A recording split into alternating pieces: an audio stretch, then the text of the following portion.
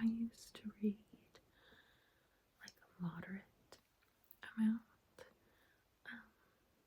I don't read much anymore.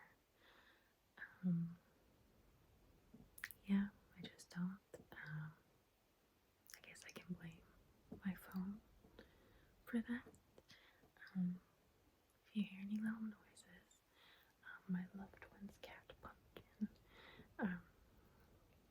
she's very curious about hearing me stir and heard me like pull things out of storage.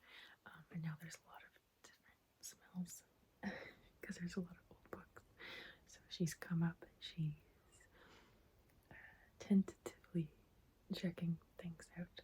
So you might hear her, you might see her. But yeah, so I just thought I would go through some of these books with you, talk about them a little bit. I would like to read more, but I feel like I say that all the time and then I don't really do it unless there's like a book that really captures my attention. Excuse me. And then I'll kind of rip through it, and it's like maybe once a year I do that. So, Pumpkin, you're so spooked. Come on.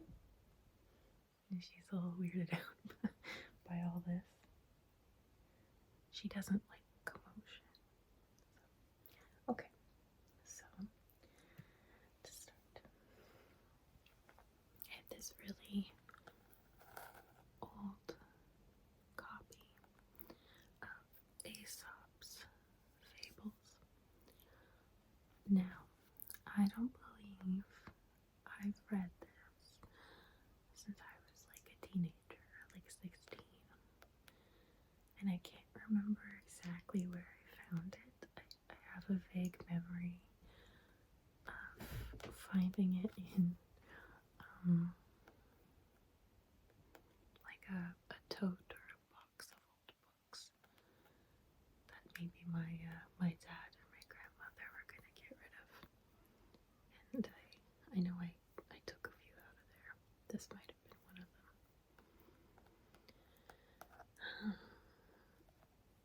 I really liked, and I still like, kind of like old school fairy tale vibes, which is why this attracted me. Because they're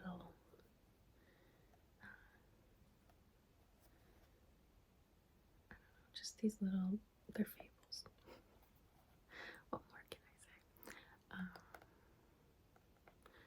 And I think they're supposed to have like little lessons in them. I don't really remember them, but I like the book. I like old books, and I didn't want to get rid of it. I remember really enjoying it when I did read it, so I'm probably gonna hang on to it forever, whether or not I'll ever revisit it. I will say, I feel like I was hyperlexic when I was young, so like I started talking at like 6 months, and I started reading at 2 years.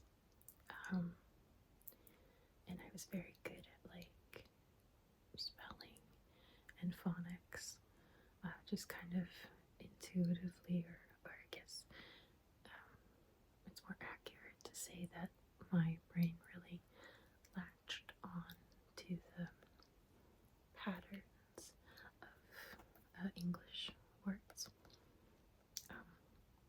But I don't think my actual reading comprehension was very good. Like it was okay. But yeah, I kind of remember like being in high school and having to do,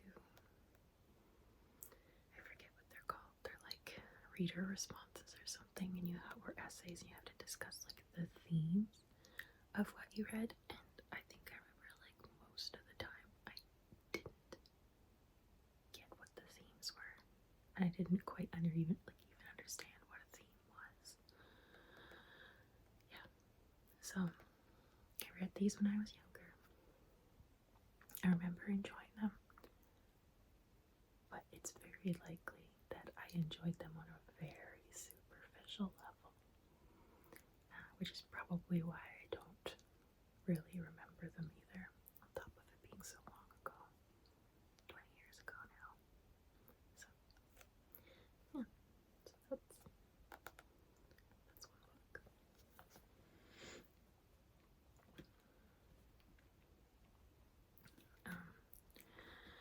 Another one I was big into when I was in high school when I was 16 was James Herriot books. I actually didn't even know there was a TV show until like years later someone told me about it. But I definitely remember finding this in a box or a tote of books that my grandmother or father was gonna get rid of. I pulled it out. And because these are just stories of things that happened to him, I was able to enjoy them more. There were some like lessons, I'm sure, in some of them. But yeah.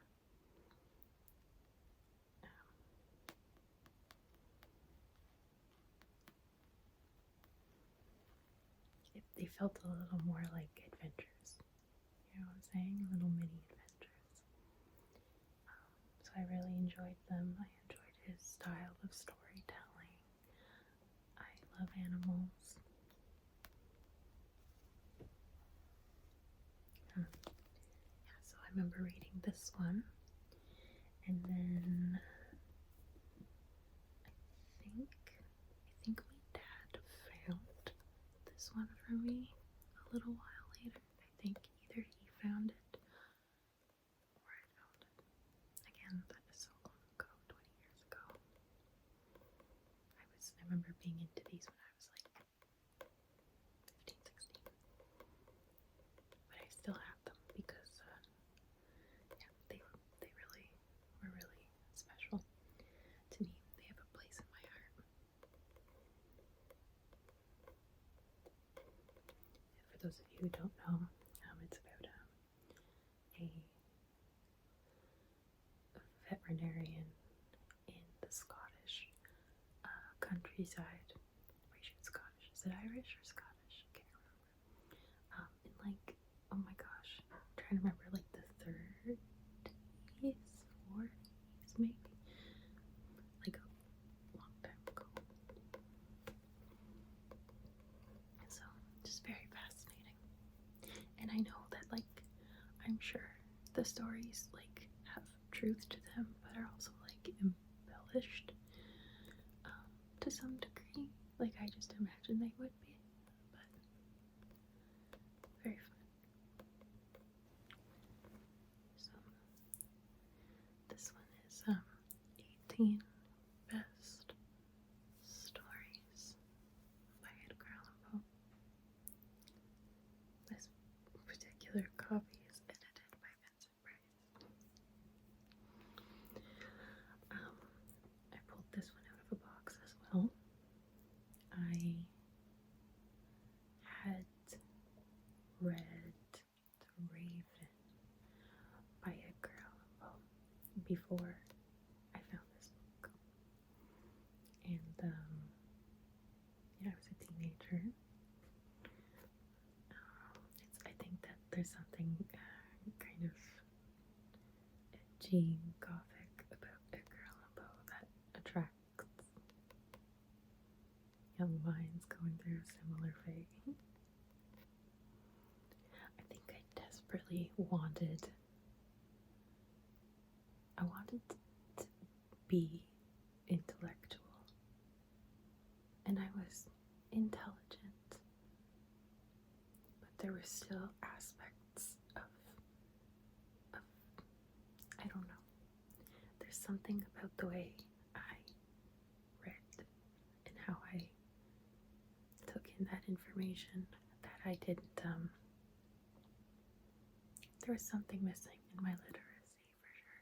And like similar to even like movies and media, like I watched certain movies when I was like 16, and then I've watched them, you know, now, and I'm like, oh my god, I watched this and consumed it on such a shallower level, and there's like all this nuance and undercurrents that just completely went over my head.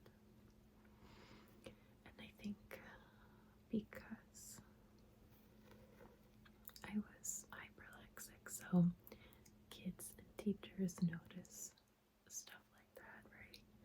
You get teased for being like good at spelling, right? And then you get teased for being smarty pants or know-it-all. And then I think I wanted to desperately identify with that and wear it as armor, like for my ego.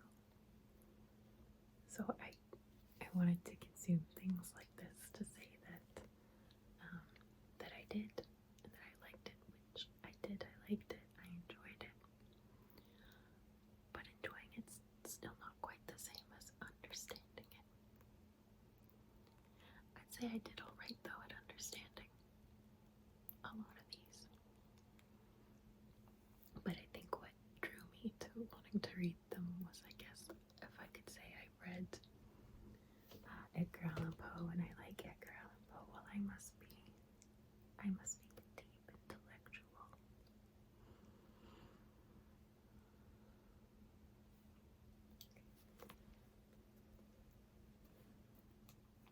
So, I have this one. I think my grandmother got it for me. I think she got it for me when I was like somewhere between like 9 and 13. I think around the time when I was like I was already into Goosebumps, you know? I don't really remember any of these stories. I remember some Goosebumps stories.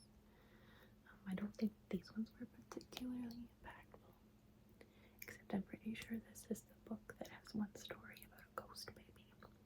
It's a ghost baby, and he cries under a bridge, and everyone's really superstitious about him and scared of him. And then, like, one day, a mother hears him crying, and she's trying to find him, and everybody else in the car with her is like, it's the ghost baby, like, leave him alone. And she's like, I'm not just gonna leave a ghost baby out here crying. I'm pretty sure this is the book with that story in it anyway. She finds the ghost baby, she scoops him up and takes him home, but he's a troubled spirit, so all he does is cry, and like, I think he does like poltergeisty things in the house, just makes a lot of trouble. And I can't remember how it ends. I actually don't know if it has a particularly happy ending. But I think that one really stood out to me because it felt so quirky.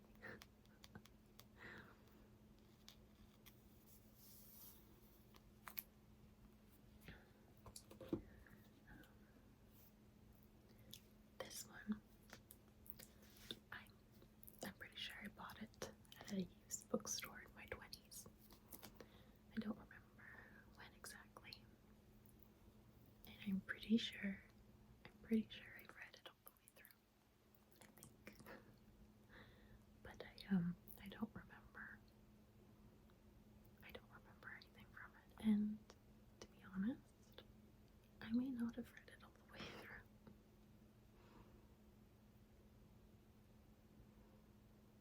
Especially because I feel like it's kind of odd that it's so big, and I would have only gotten it in my 20s. I don't really remember anything. So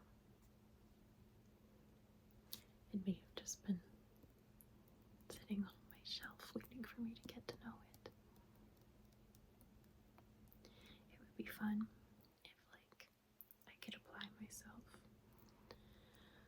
and do like a challenge where I reread all the books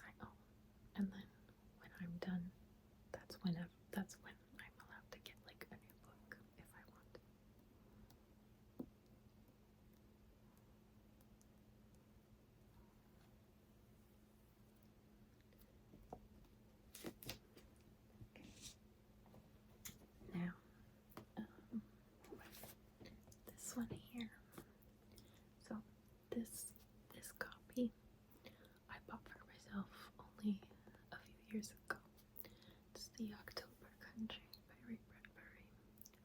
But the first time I read it, I pulled it out of a box of books that my father or grandmother were going to get rid of. And I tore through it.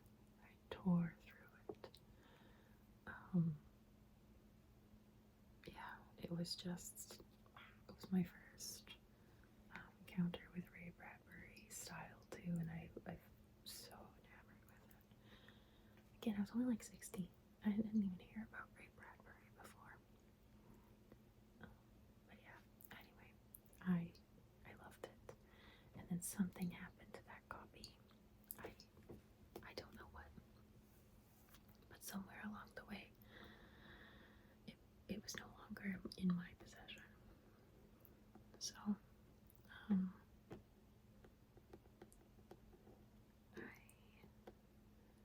always talked about it for years, about how much I loved it, and I wanted to have a copy again and reread it. And then a few years ago, I just decided to buy it for myself, order it online, and reread it.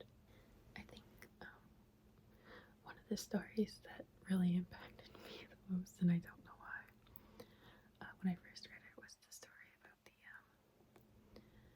the boarder stranger that came to town, and he was getting room and board at this place, and the little boy who lived there had suspicions about him. Anyway, he was a vampire, I'm pretty sure.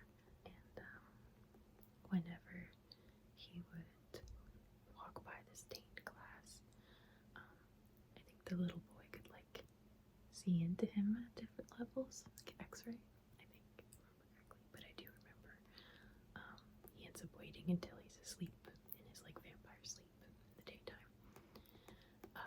He cuts into him because his insides don't look like regular people insides. So he goes, cuts into him, and he has like different types of insides. Sorry, that's a little grotesque for an ASMR video.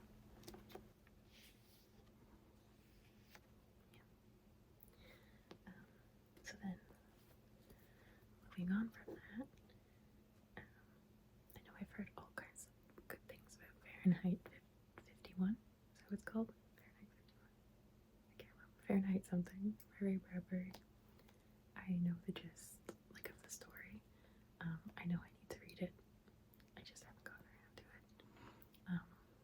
But I know this is a childhood classic for a lot of people. But I bought this the same time I got that new copy of the October Country, because I had heard people talking about how the Halloween tree was so special to them. And I read it a couple times. I read it twice because it's quite small, and it's just like, let me show you. It's like what the pages look like. So pretty easy to get through. And yeah, it's beautiful. Beautiful story. I love the messages behind it, and I love Bradbury's style of writing. There's like one line in the beginning where he's describing the fact that it's becoming nighttime, like that it's getting darker. And I think, if I'm quoting it correctly, it's night came out from under the trees and spread, I think. Let's see if I can find it actually. Night came out from under each tree and spread. Gorgeous way to describe it. Getting darker out. Little things like that blow me away.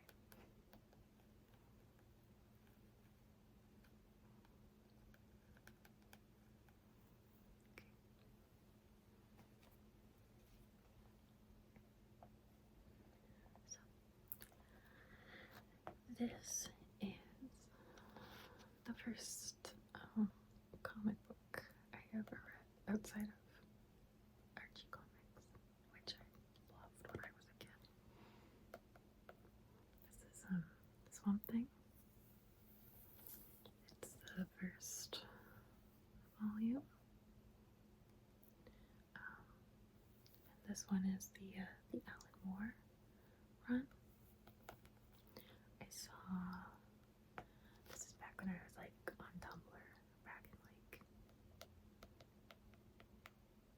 2010, probably around the time when I started like this account, this channel, I think. Anyway, I saw like a snippet of one of these comics, and I was like, what is this from? I need to watch it. Or sorry, I need to read it. So I went looking, and I bought the first volume,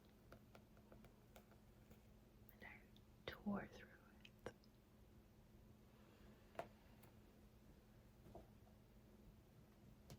Then I bought every other volume, and I tore through them.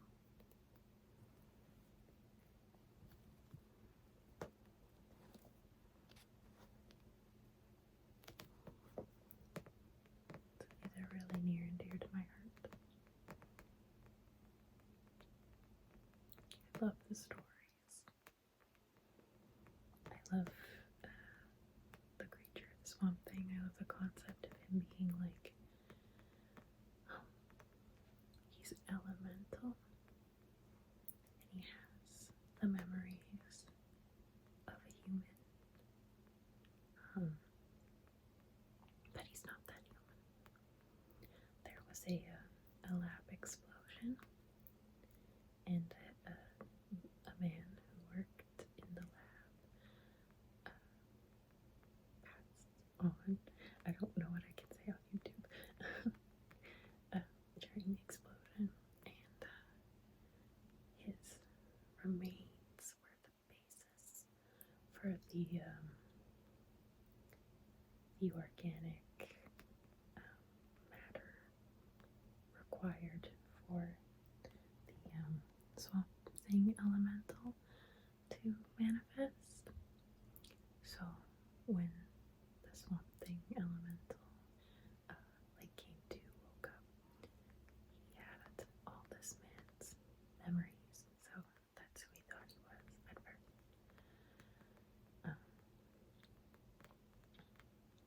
But he's not.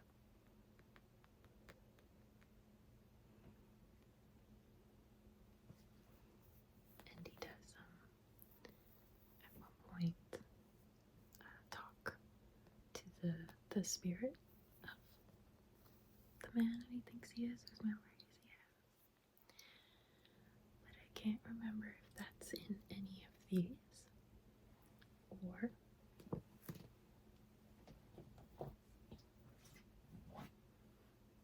it's in one of these.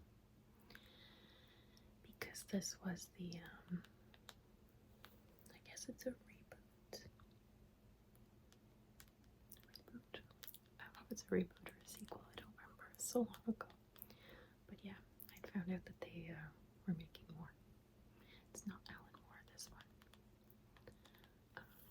But I bought them all, tore through them. This story's really fun. It's all a horror, by the way.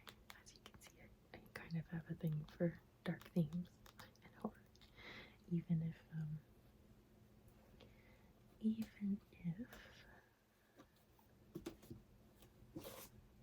some aspects of that interest started off a little disingenuous. It wasn't that I wasn't interested in dark themes, as per my Goosebumps reading hobby when I was little.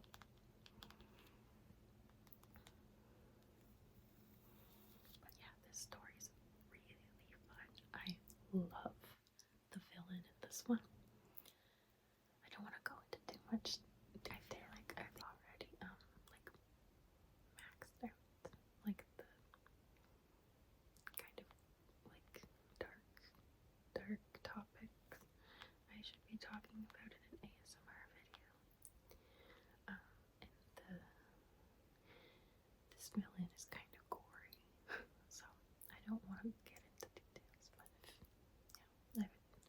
highly recommend.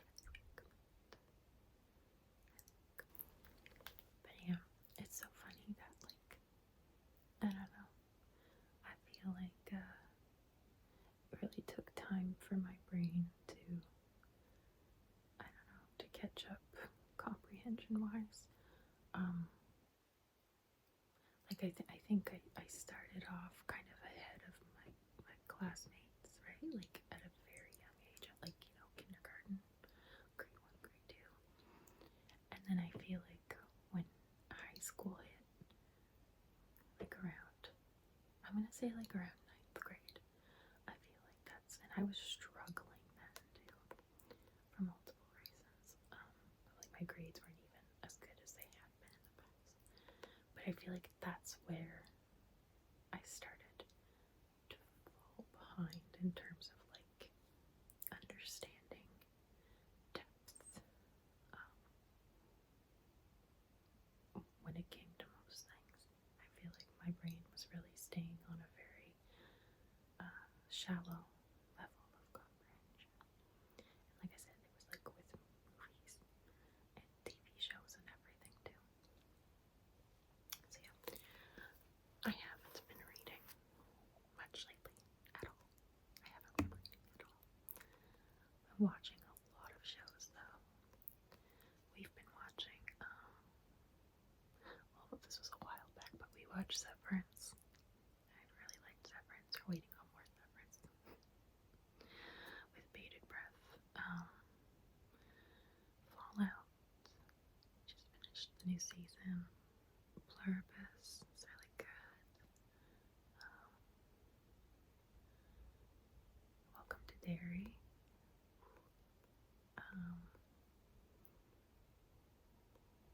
The Pit. I'm missing one. Oh, we just started A Night of Seven Kingdoms, I think is what it's called. It's the Game of Thrones offshoot. Never watched House of Dragons though. Should have. Just kind of, one of those things, sometimes you miss it. Yeah, watching a lot of TV shows after work on the weekends. I really should try to read a little more, especially because I find, like when I'm scrolling TikTok, I feel like it's, like I used to get a lot more like useful things, like practical information, for like day-to-day life, cooking, stuff in the home. And I find more and more it's just becoming very like, it's very bait-y, like bait-oriented. It's very trying to incite an emotional response from me, and it just feels bad, and it feels like it's rotting my brain, like I'm not learning anything. And I actually used to like TikTok for teaching me things. I learned a lot about, I'm pretty sure I have like a connective tissue disorder or hypermobility or something. I'm not diagnosed, but I'm pretty sure I have that. And I learned a lot of like tips and tricks for dealing with pain, and just like things to help you like sit properly, hold your body together and everything.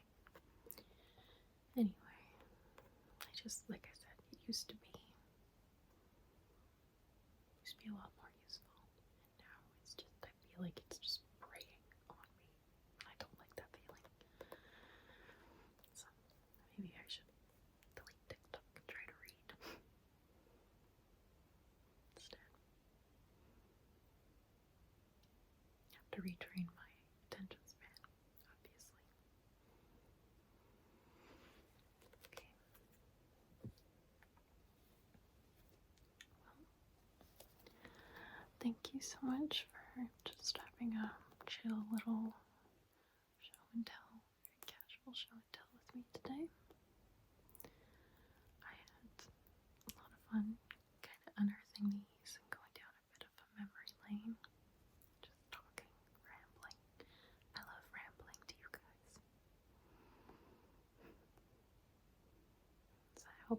Did you feel